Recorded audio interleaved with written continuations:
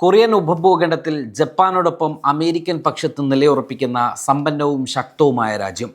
എന്നാൽ ഇപ്പോൾ തങ്ങൾക്കൊരു പ്രതിസന്ധി നേരിടുമ്പോൾ അവർ ആശ്രയിക്കുന്നത് അമേരിക്കയല്ല, മറിച്ച് ഇറാനെയാണ് എന്നതാണ് വാസ്തവം. അമേരിക്കയുടെ സഖ്യകക്ഷിക്ക് പക്ഷേ അമേരിക്കയിൽ അഭയം തേടാനോ സഹായം അഭ്യർത്ഥിക്കാനോ തോന്നാതിരിക്കുന്നത് എന്തുകൊണ്ടാണ് എന്ന് ചിന്തിക്കുമ്പോഴാണ് അമേരിക്കയുടെ ദുർബലതയുടെ ആഴം ലോകം മനസ്സിലാക്കുന്നത്. ഹോർമുസ് കടലിടുക്കിൽ ഒരു മാസത്തിലേറെയായി കുടുങ്ങിക്കിടക്കുന്ന കൊറിയൻ കപ്പലുകളുടെ മോചനം സാധ്യമാക്കുന്നതിനായി ദക്ഷിണ കൊറിയൻ വിദേശകാര്യ മന്ത്രാലയത്തിൻ്റെ പ്രത്യേക പ്രതിനിധി ചുങ് ബ്യൂങ് ഹ ഇറാനിൽ എത്തിയിരിക്കുകയാണ് എന്നാണ് ഏറ്റവും പുതിയ വാർത്ത. ഇറാൻ വിദേശകാര്യമന്ത്രി അബ്ബാസ് അറാച്ചിയുമായി അദ്ദേഹം കൂടിക്കാഴ്ച നടത്തിയിട്ടുണ്ട്. ഹോർമുസ് കടലിടുക്കിൽ കുടുങ്ങിക്കിടക്കുന്നത് 26 കൊറിയൻ കപ്പലുകളാണ്. അതിലാകെ 173 ജീവനക്കാരും ഉണ്ട് എന്നാണ് വിവരം. ഇവരുടെ മോചനവും മേഖലയിൽ ഇപ്പോൾ നടന്നുകൊണ്ടിരിക്കുന്ന പ്രതിസന്ധിയും കൊറിയൻ പ്രതിനിധി ഇറാനെ ധരിപ്പിച്ചിട്ടുണ്ട് എന്നാണ് ഇപ്പോൾ പുറത്തു വന്നുകൊണ്ടിരിക്കുന്ന വാർത്ത. ഇത് തെളിയിക്കുന്നത് ഇറാനുമായുള്ള ഹോർമുസ് സംഘർഷത്തിൽ മേൽക്കൈ ഇറാന് തന്നെയാണ് എന്നും അമേരിക്കയ്ക്ക് ഇതിൽ ഏതെങ്കിലും തരത്തിലുള്ള മേൽക്കൈ ഇല്ല എന്നുമാണ്. അമേരിക്കയ്ക്കായിരുന്നു മേൽക്കൈ എങ്കിൽ അവർ ഒമാൻ തീരത്തെ ഹോർമുസിൽ നിന്നും വരുന്ന കപ്പലുകളെ തടഞ്ഞ് ഭീരുത്വം കാണിക്കില്ലായിരുന്നു. അമേരിക്ക വിഷയത്തിൽ അശക്തമാണെന്നും തലതിരിഞ്ഞ നയങ്ങളാണ് അമേരിക്കയുടേത് എന്നുമാണ് ലോകം ഇപ്പോൾ വിലയിരുത്തിക്കൊണ്ടിരിക്കുന്നത്. സഖ്യകക്ഷികളും അങ്ങനെ തന്നെയാണ് വിലയിരുത്തുന്നത്. അതുകൊണ്ടാണ് ദക്ഷിണ കൊറിയ അമേരിക്കയെ ആശ്രയിക്കാതെ ഇറാനിൽ നേരിട്ടെത്തുന്നത്. അമേരിക്ക, ഇസ്രയേൽ എന്നീ രാജ്യങ്ങളോടൊഴികെ ലോകത്ത് മറ്റ് രാജ്യങ്ങളോടൊന്നും തന്നെ ഇറാന് ശത്രുത ഇല്ല എന്നും അവരത് പുലർത്തുന്നില്ല എന്നതും നമ്മളിവിടെ കൂട്ടി വായിക്കണം. അതിനാൽ ദക്ഷിണ കൊറിയയുടെ അപേക്ഷ ഇറാൻ പരിഗണിക്കാൻ വലിയ സാധ്യതയുമുണ്ട്. എന്നാലും ഈ കപ്പലുകൾക്ക് സുരക്ഷിതമായ പാത ഒരുക്കുന്നതിന് പകരമായി ട്രാൻസിസ്റ്റ് ഫീസ് ഇറാൻ ഈടാക്കിയേക്കും എന്നു തന്നെയാണ് ലഭിക്കുന്ന സൂചനകൾ. കൊറിയയെ സംബന്ധിച്ചിടത്തോളം കപ്പലുകൾ അവിടെ കുടുങ്ങിക്കിടക്കുന്നത് മൂലമുണ്ടാകുന്ന കോടിക്കണക്കിന് രൂപയുടെ നഷ്ടത്തേക്കാൾ ലാഭകരമാണ് ഇറാന് നികുതി പണം നൽകി എണ്ണക്കപ്പലുകൾ സുരക്ഷിതമായി കൊണ്ടുപോവുക എന്നത്.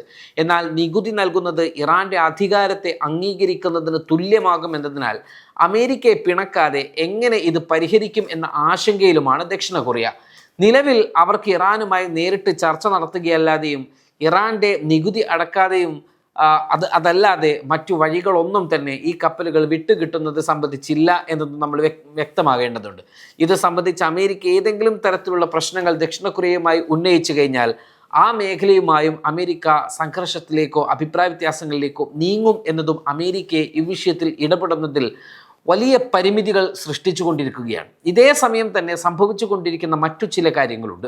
ഇറാനെ ആക്രമിച്ചത് ഏതെങ്കിലും ഒരു ചെറുകിട രാജ്യമല്ല, മറിച്ച് ലോക 1-ാം നമ്പർ രാജ്യമായ അമേരിക്കയാണ്. എന്നാൽ ഇപ്പോൾ ഈ ആക്രമണത്തിൽ യഥാർത്ഥത്തിൽ കുടുങ്ങിയിരിക്കുന്നതും ഇതേ അമേരിക്ക തന്നെയാണ്. അതുകൊണ്ട് തന്നെ അമേരിക്കയുടെ പ്രവർത്തികൾ അവരെ സ്വയം നശിപ്പിക്കുന്ന തരത്തിലേക്കാണ് ഇപ്പോൾ നീങ്ങിക്കൊണ്ടിരിക്കുന്നത് എന്ന് ലോകം വിലയിരുത്തുന്നു. അമേരിക്കയുടെ രക്ഷയ്ക്കായി മറ്റു പാശ്ചാത്യ രാജ്യങ്ങളോ അല്ലെങ്കിൽ യൂറോപ്യൻ രാജ്യങ്ങളോ ഒന്നും രംഗത്ത് വരുന്നില്ല.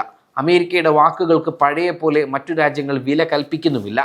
ലോകരാജ്യങ്ങൾ തങ്ങളുടെ സുരക്ഷയ്ക്കായി ഇനി അമേരിക്കയെ ആശ്രയിക്കേണ്ടതില്ല എന്ന് മനസ്സിൽ ഉറപ്പിച്ച് തീരുമാനിച്ചു കഴിഞ്ഞു.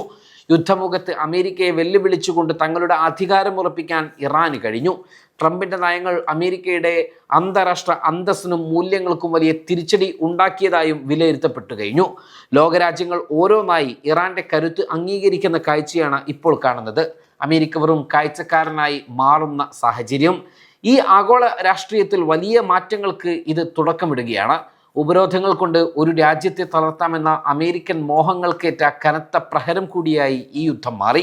ഇറാൻ തങ്ങളുടെ പ്രാദേശിക ശക്തി ഉറപ്പിച്ചും കഴിഞ്ഞു. വരും ദിവസങ്ങളിൽ കൂടുതൽ രാജ്യങ്ങൾ അമേരിക്കയെ അവഗണിച്ച് ഇറാനുമായി കൈകോർക്കുന്നത് നമ്മൾ കണ്ടേക്കും. ലോകരാഷ്ട്രീയം ഇനി വാഷിംഗ്ടണിൽ നിന്നല്ല, മറിച്ച് ഇത്തരം കരുത്തുറ്റ പ്രാദേശിക കേന്ദ്രങ്ങളിൽ നിന്നാകും നിയന്ത്രിക്കപ്പെടുക എന്നതിൻ്റെ സൂചന കൂടിയാണ് ഇപ്പോൾ നടന്നുകൊണ്ടിരിക്കുന്ന രാഷ്ട്രീയ മാറ്റങ്ങളെല്ലാം.